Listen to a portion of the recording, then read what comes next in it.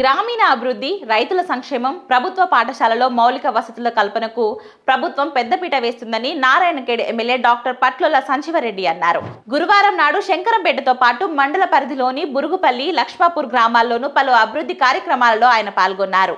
ఈ సందర్భంగా పెద్ద శంకరంపేటలో 34 లక్షల రూపాయలతో సీసీ రోడ్లు, 10 లక్షల రూపాయలతో కేజీవీబీకి డ్రైనేజీతో పాటు సీసీ రోడ్ల పనులకు మండల పరిధిలో మక్తా లక్ష్మణపూర్ గ్రామంలో ఉపాధి హామీ పథకం నిధులు 10 లక్షల వ్యయంతో నిర్మించనున్న ప్రభుత్వ పాఠశాల పహారీ గోడ నిర్మాణ పనులకు ఎమ్మెల్యే శంకుస్థాపన చేశారు. అనంతరం పాఠశాలను సందర్శించి విద్యార్థులు, ఉపాధ్యాయులతో మాట్లాడారు. అదేవిధంగా మండల పరిధిలోని బురుగుపల్లి గ్రామంలో ఉపాధి హామీ నిధులు 30 లక్షలతో నిర్మించనున్న ఆహార ధాన్యాల నిల్వ గోదాం నిర్మాణానికి ఎమ్మెల్యే సంజీవరెడ్డి భూమి పూజ చేసి శంకుస్థాపన చేశారు. పనులను నాణ్యత ప్రమాణాలతో త్వరితగతిన పూర్తి చేసి రైతులకు అందుబాటులో తీసుకురావాలని అధికారులను, కాంట్రాక్టర్లను ఈ సందర్భంగా ఎమ్మెల్యే ఆదేశించారు.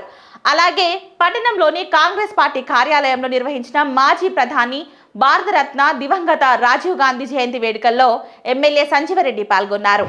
రాజీవ్ గాంధీ చిత్రపటానికి పూలమాలలు వేసి ఆయన నివాళులర్పించారు. ఈ సందర్భంగా ఆయన మాట్లాడుతూ రాజీవ్ గాంధీ ఆశయాలను ప్రతి కాంగ్రెస్ కార్యకర్త ముందుకు తీసుకెళ్లాలని, ఆయన చూపిన బాటలో నడవాలని ఆయన పిలుపునిచ్చారు.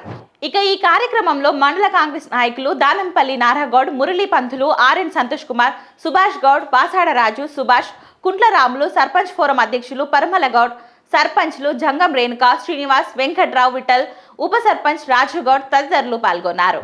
స్వర్గీయ ప్రధానమంత్రి రాజీవ్ గాంధీ గారి జయంతి సందర్భంగా వచ్చినటువంటి అందరూ కాంగ్రెస్ అభిమానులకు, కాంగ్రెస్ కార్యకర్తలందరికీ కూడా శుభాభినందనలు.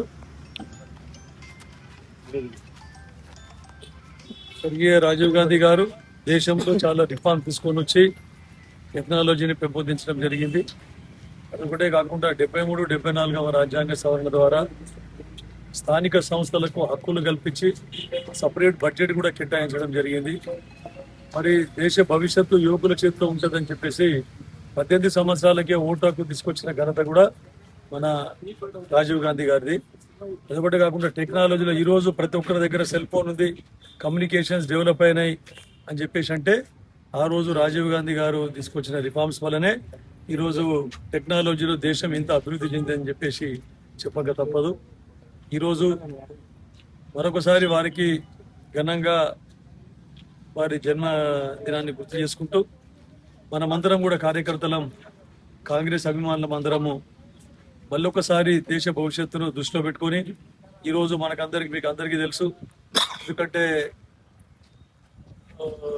మనకు మతపరమైన రాజకీయాలు తీసుకొని వచ్చి రాజ్యం వెళ్తా ఉన్నారు. ఓట్ల గురించి ఏదో దేవుని పేరు చెప్పుకొని, మతాల పేరు చెప్పుకొని ఇవన్నీ దేశాన్ని డివైడ్ చేసి సెక్యులర్ భారతదేశం ఉన్నదాన్ని మొత్తం కులాల వారీగా విభజించి ఈరోజు అధికారం చేజెక్కించుకొని మళ్ళా ప్రజాస్వామ్యాన్ని కూని చేస్తూ ఉన్నారు.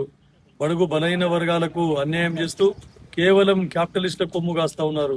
కాబట్టి దీన్ని దృష్టిలో పెట్టుకొని, ప్రజాస్వామ్యానికి వచ్చిన ముప్పుని దృష్టిలో పెట్టుకొని మనమందరం ఏకతాటిపై మరొకసారి ప్రతిఘటించి ప్రజాస్వామ్యాన్ని కాపాడుకొని రాజీవ్ గాంధీ గారి అడుగుజాడలో నడుద్దామని చెప్తూ ధన్యవాదాలు తెలుపుకుంటాం.